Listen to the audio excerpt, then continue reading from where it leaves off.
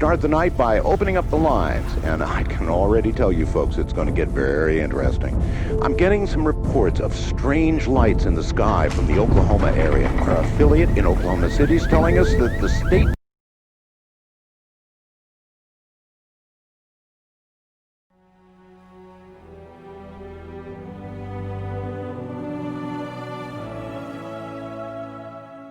We wanted to create something that stood out from the crowd a little bit. This is the reveal of the big mystery that Halo and Halo 2 have been driving toward. Where are we? Who is this? What's happening? The Covenant have uncovered something that is immense.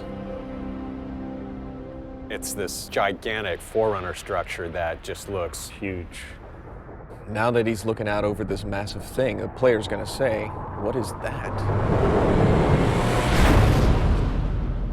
The other part of the story that's important, of course, is that Cortana is in trouble. I'll detonate in Emberclad's reactor, just like we did the Autumns. No, I don't want to chance a remote detonation. I need to stay here. Cortana has been left away from the Chief. She's in the clutches of the Gravemind. I will ask, and you will answer. All right. Shoot. We don't know what's happened to her since then. We don't know it's Cortana. It could be any sort of bizarre, almost satanic sort of voice. I am your shield. I am your sword. Something seems wrong. I know you. Your past. Your future. I think the expectation is huge. Everybody I talk to, if you mention Halo, everybody immediate reaction is, how's Halo 3? I think what is going to strike people is the scale.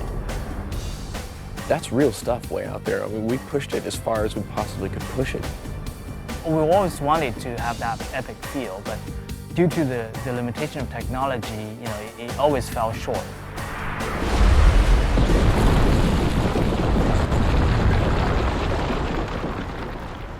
When you're working in high definition, it's a very unforgiving environment.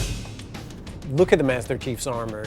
You see cool things about the Master Chief's armor. You see that he's self-shadowing, you see the textures are very high resolution, there's real-time reflection on his visor. But you look closer, you see he's beat up, he's scratched. He has been through some horrific battle, and we're actually showing that on the Chief this time around. If people show just a pre-rendered movie, then there's always going to be speculation about, well, yeah, sure, your engine's not going to be able to do that. And I think what we're trying to show firmly is that our engine can do the stuff that we say it's going to do, and it's doing it right now. What we're building here is our bar for where we're going to shoot for in real gameplay. It's great. There's 90 guys here. Half of them are artists, half of them are engineers. And it's like oil and water. All the left-brain people and all the right-brain people, and both groups think that they're really the people in charge. Apparently engineering is quite important. Oh, of course, it's a science. I like to draw pretty pictures. So I get to do that, I suppose. It's all about the lighting. It's all about the the additional detail, the bump mapping. I can't remember all their terminologies, and the huda-hada and the triple specular shields and so on and so forth. In Halo 3, you have like entire dynamic range available for you. So, things are bright, things are dark. You have the whole contrast there. For example, the sky. It's a new way of doing our sky, like from Halo 2. Every now and then, it'll catch my eye still, and then realizing, wow, I can't believe we're able to pull that off. For the announcement, it's gone really well. It hasn't been as much of a monkey shit fight as it could have been. Poon would be people make decisions that affect us and they don't really worry about it. Like, oh, it's all right, the sound guys will figure it out at the end of the chain. And we do, always, but sometimes it feels a little like he got shat on a few too many times. Everyone else is prolonging my part of the job. I'm actually just making it better. So that's how that works. I think Marty's is pretty diverse in the way that he composes and the styles that he composes in. The fanfare is actually a new theme. And I don't know if it's ever going to show up ever again. At times he's pulling out, Enya. Oh no, I didn't say that. At times he's paying homage to other artists. There are no monks singing in this. The only hint that I want to give anybody that this is Halo is that I'm going to be in E Dorian.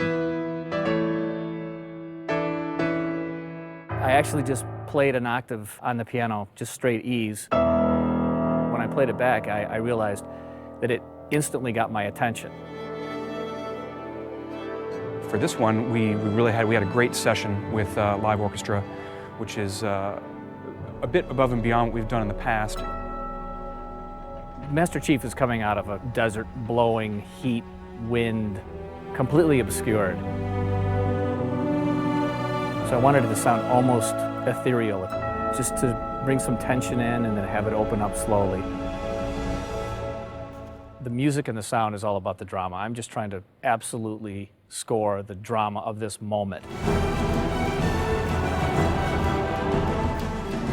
I mean, I think in the end, you're absolutely going to be able to play exactly what you're watching in this trailer.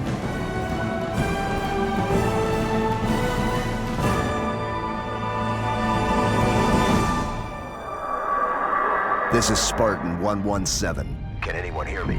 Over. Well, we had such a great ending to Halo 2, where Master Chief said, I want to finish the fight.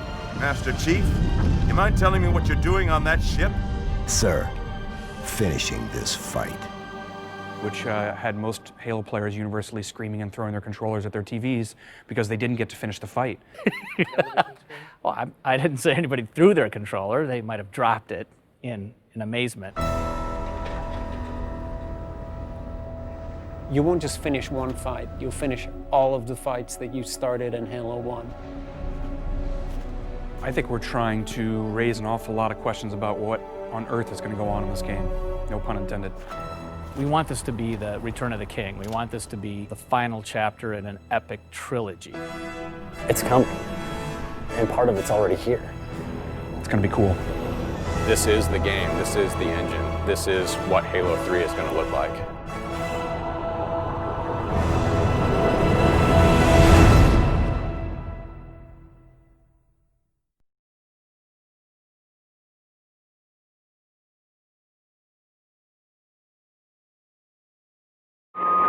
From the high desert in the great American Southwest, I'm R.B.I, and we're going to start the night by opening up the lines. And I can already tell you folks,